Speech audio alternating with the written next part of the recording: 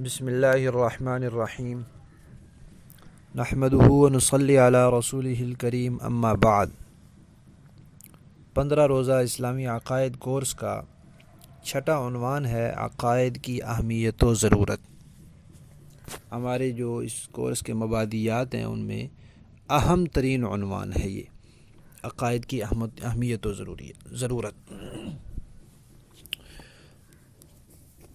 پہلی بات یہ ہے کہ انسان کے پاس اپنا کچھ بھی نہیں ہے۔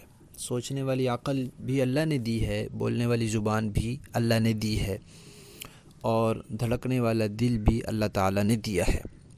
تو یہی چیزیں ہیں جن سے انسان پھر آگے اپنے منصوبے، خیالات وغیرہ کرتا ہے اور ان کا اظہار کرتا ہے۔ اور بھی کچھ بھی اس کے پاس اپنا نہیں ہے، سب کچھ کسی ذات نے اس کو دیا ہے۔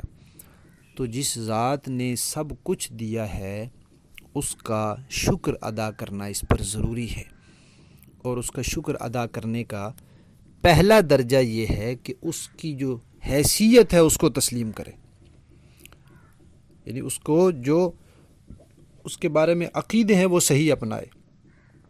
دنیا میں مثلا ایک آدمی دوسرے کا بڑا خیال کرتا ہے، اس کا مالی تعاون کرتا ہے، اس کی رعایت کرتا ہے۔ اب جس کے اوپر احسان کر رہا ہے اس کو اس کا احسان ماننا چاہیے۔ وہ کہتا ہے کہ میں احسان تو مانتا ہوں لیکن میں اس کو انسان نہیں مانتا، تو یہ کتنی بری بات ہے اور یہ کتنی ناشکری کی بات ہے۔ احسان تو مان رہا ہے لیکن اس کی حیثیت نہیں مان رہا، کہتا ہے میں اس کو انسان نہیں سمجھتا۔ تو اصل چیز ہے حیثیت تسلیم کرنا۔ تو انسان پر جس ذات کے احسانات ہیں اس کے شکر کا پہلا درجہ یہ ہے کہ اس کی حیثیت تسلیم کرے کہ وہ معبود ہے، وہ خدا ہے، وہ ایسی ایسی صفات والا ہے، اس کے بارے میں عقیدہ درست کرے۔ یہ شکر کا پہلا درجہ ہے۔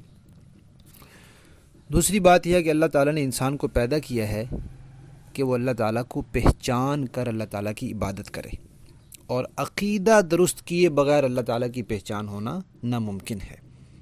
تیسری بات یہ ہے کہ ہمیشہ کی جو اللہ تعالیٰ نے زندگی رکھی ہے اس میں کامیابی یا ناکامی، یا یوں کہہ لیں جنتی ہونا یا دوزخی ہونا، اس کا مدار عقیدے پر ہے۔ چوتھی بات یہ ہے کہ عقیدہ جو ہے یہ بنیاد اور اساس ہے، کسی بھی چیز کی بنیاد ہے۔ جب بنیاد نہیں ہوتی تو چیز ہی نہیں ہوتی۔ اب مکان بناتے ہیں، نیچے بنیاد ہے، بنیادیں نکال دو مکان گر جائے گا۔ تو عقیدہ بنیاد ہے، اگر عقیدہ ہٹا دیں تو پورا دین گر جائے گا، دین بچے گا ہی نہیں کچھ بھی۔ پانچویں بات یہ ہے کہ قرآن پاک کی اکثر آیات، علماء نے لکھا ہے کہ 500 آیات احکام سے متعلق ہیں، یعنی کہ 6000 سے زیادہ آیات میں سے صرف 500 آیات احکام سے متعلق ہیں، اسے شرعی احکامات ثابت ہوتے ہیں۔ باقی جو ہیں آیات ساری، اس میں اگر پچھلی قوموں کے قصے ہیں تو ان کے ضمن میں بھی بار بار عقیدے کا تذکرہ ہے۔ تو قرآن پاک کی زیادہ تر آیات عقیدے سے متعلق ہیں۔ اتنی اہمیت دی اللہ تعالیٰ نے عقیدے کو۔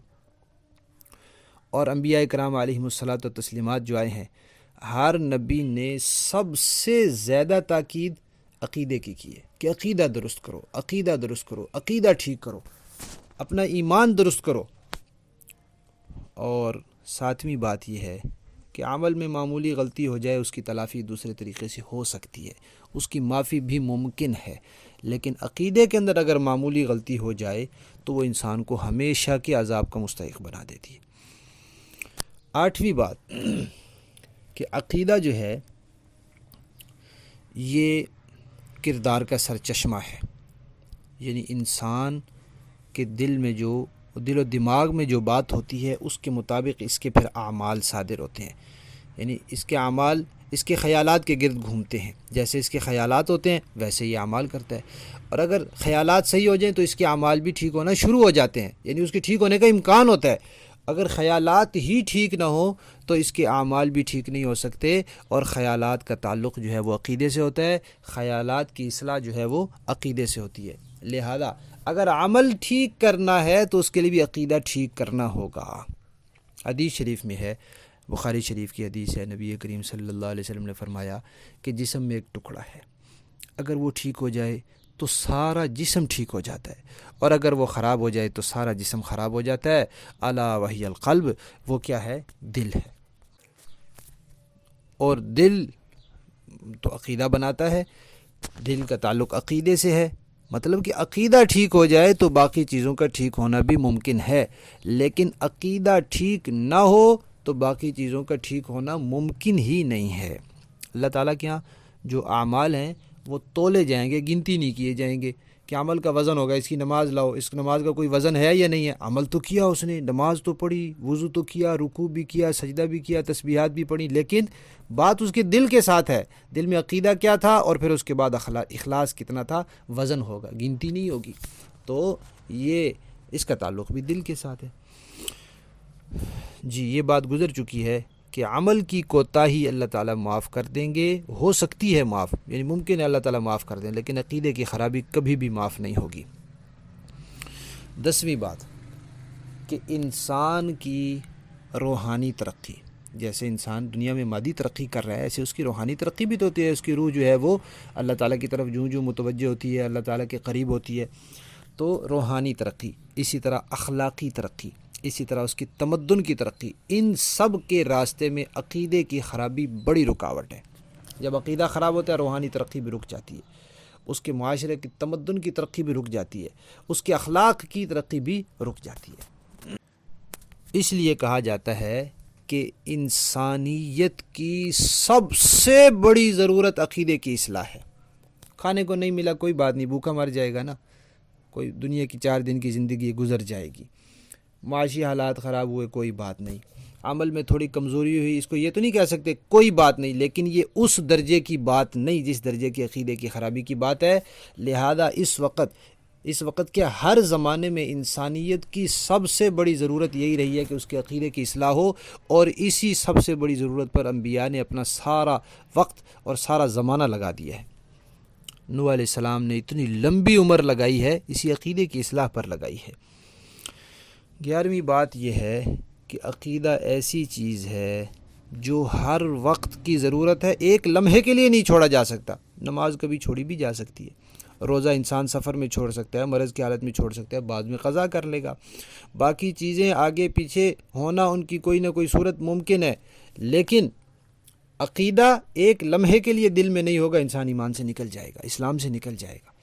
زبان سے بعض اوقات مجبوری کی حالت میں کچھ اجازت دی گئی ہے کہ انسان اپنی جان بچانے کے لیے عقیدے کے خلاف بات کہہ دے، لیکن قرآن پاک کہتا ہے وَقَلْبُهُ مُطْمَئِنٌ بِالْإِيمَانِ، یہ تب ہے جب اس کا دل ایمان پر مطمئن ہو۔ تو دل سے عقیدے کا تعلق تو دل سے ہوتا ہے، زبان سے تو اس کا صرف اظہار ہوتا ہے۔ عقیدہ ایک لمحے کے لیے بھی نہیں چھوڑا جا سکتا۔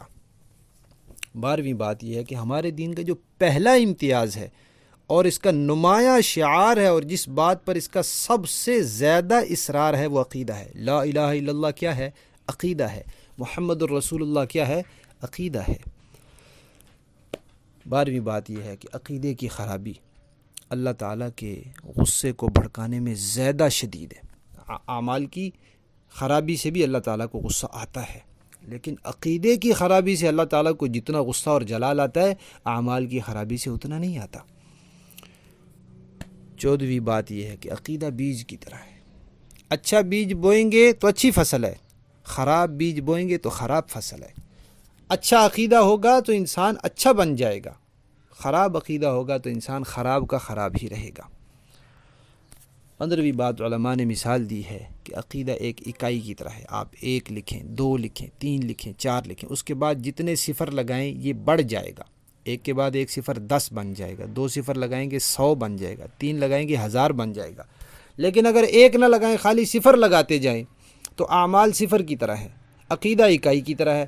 عقیدہ ہو نہ اعمال جتنے مرضی کر لو وہ صفر ہی رہیں گے، چاہے 1,00,000 صفر لگا دو، لیکن شروع میں صرف 1 لگا دو، عقیدے کا 1 لگا دو تو وہ 1,00,000 بن جائیں گے، صفر سے 1,00,000 بن جائیں گے۔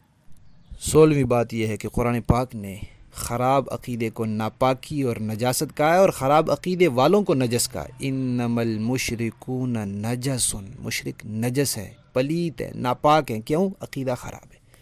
قرآن پاک نے منافقین کو بھی نجس ناپاک کہا ہے۔ کیوں؟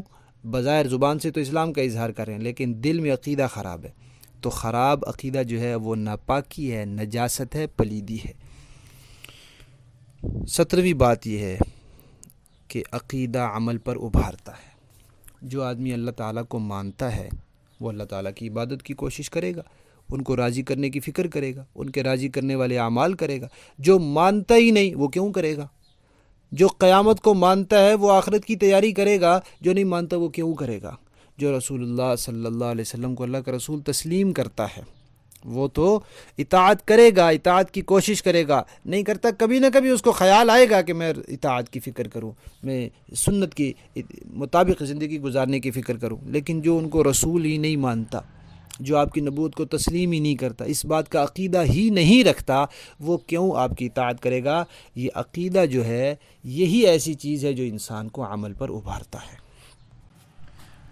خلاصہ اگر یوں نکالا جائے تو انسان جو ہے، جس کو حقیقی معنی میں انسان کہتے ہیں، وہ صحیح عقیدے سے ہی بنتا ہے۔ قرآن پاک نے کافروں کو کہا اولئک کالانعام بل هم اضل، یہ جانوروں کی طرح بلکہ جانوروں سے بھی بدتر ہیں۔ تو عقیدہ انسان کو انسان بناتا ہے، لہذا انسان بننے کے لیے ضروری ہے کہ انسان اپنے عقیدے درست کر لے۔